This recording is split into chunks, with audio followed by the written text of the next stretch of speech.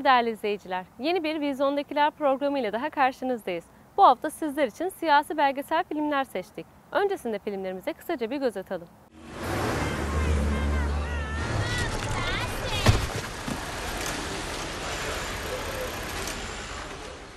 The United States slipped to 37 in healthcare around the world, just slightly ahead of Slovenia.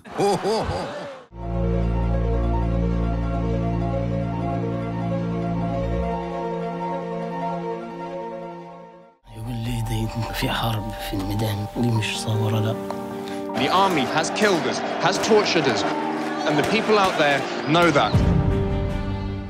Bahar bayramı için kendilerini eve götürecek bir tren bileti bulmaya çalışan göçmen işçilerin yaşamını konu alan belgesel film Dönüş Treni.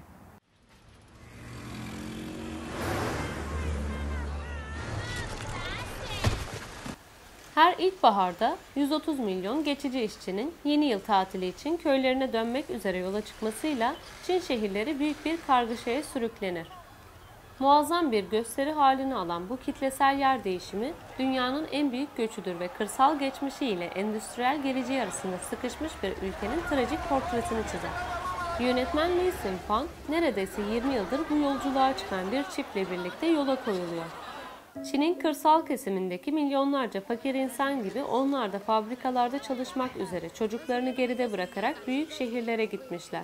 Genç ve isyankar kızları bir taraftan ailesinin gitmesine içerlerken bir taraftan da onları hayal kırıklığına uğratma pahasına okuldan uzakta kendi özgürlüğüne kavuşmayı arzuluyor. Dönüş treni, Çin'in ekonomik bir süper güç haline gelmesi sürecinde yaşanan insani dramı ve ödenen bedelleri parçalanmış bir ailenin bakışından anlatıyor. Dünyanın her yerinde berbat şartlarda yaşamaya mahkum edilmiş ancak bu durumları ekonomik gelişme ve ulusal büyüme adına görmezlikten gelinen milyonlarca insan adına da söyleyecekleri var.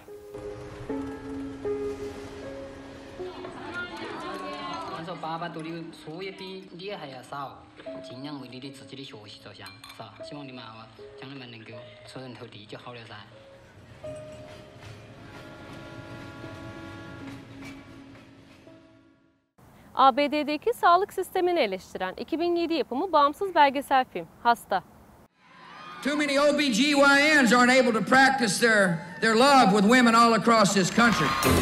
Amerika'daki sağlık sistemlerini mercek altına alan film, söz konusu sistemin nedenli kar amaçlı hareket ettiğini ortaya çok net bir biçimde koyuyor.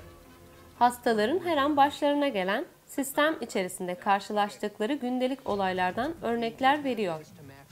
Bu olayların birçoğu gerçekten de son derece üzücü sahnelerde geçiyor. ABD'deki sağlık sigorta şirketlerinin acımasızca sigortaları istismar etmeleri, sadece kar peşinde koşan ilaç şirketleri, şirketlerden para alan siyasetçilerin şirketlerin çıkarları doğrultusunda kararlar almaları gibi konulara değinen ve bunu yaparken sıklıkla belgeleri ve rakamları ortaya döken yönetmen, ayrıca ABD'deki sağlık sistemini ve Küba'da uygulanan kar amacına dayanmayan sosyal sağlık sistemleriyle kıyaslar. Film ilk gösteriminin yapıldığı Cannes Film Festivali'nde çok büyük ilgi gördü ve dakikalarca ayakta alkışlandı. Film, en iyi belgesel film dalında Akademi Ödülü'ne aday gösterildi.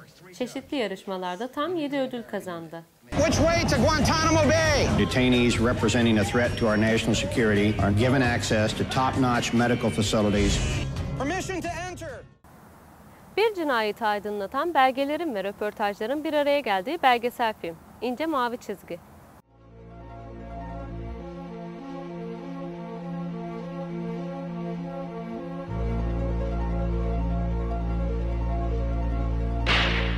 Teksas'ta bir cinayet işlenir. Polis görgü tanıkları ve elindeki kanıtlar ışığında davayı çözmüş gibidir. Ancak gerçekler biraz daha derinde yatmaktadır. Errol Morris'in çekildiği dönemde olay yaratan ve idamla yargılanan bir adamı kurtaran belgeseli İnce Mavi Çizgi, belgesel tarihinin en önemli filmlerinden biridir. Gerçeğin hiçbir zaman göründüğü gibi olmadığını anlatan film, mahkeme atmosferinde olayın bütün taraflarına söz hakkı veriyor. Filmde sadece davayla ilgili kişilerle röportajlar, davadan kanıtlar ve olayları tanıklar tarafından anlatıldığı gibi yeniden kurgulayan canlandırmalar var. Sonunda film, suçun Randall Adams tarafından işlenmediğini ortaya koyuyor. Adams, filmde Dallas polis memurunun öldürülmesinden mahkumiyetinin büyük ölçüde ortaya çıkarılan kanıtlara dayanarak dışarı atılmasından önce 12 yıl hapis yattı. 2001 yılında film, Kongre Kütüphanesi tarafından Amerika Birleşik Devletleri Ulusal Film Arşivinde kültürel, tarihsel ve estetik açıdan önemli olarak korunmak üzere seçildi. It's like a bad dream. You want to wake up, but you can't do it.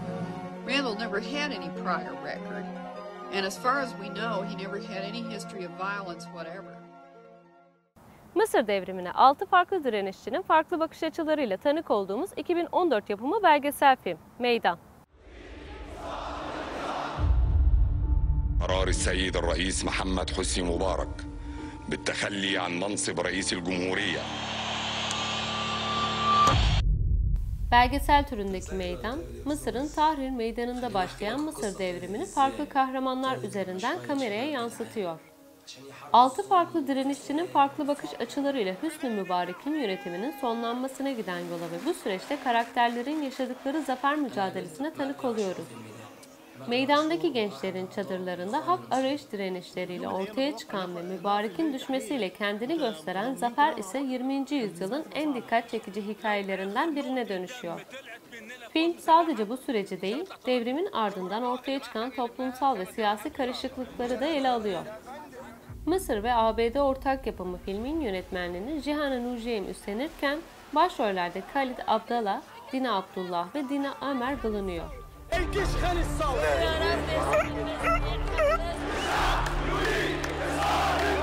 We did all of this in order just to remove him and put someone exactly like him in his place.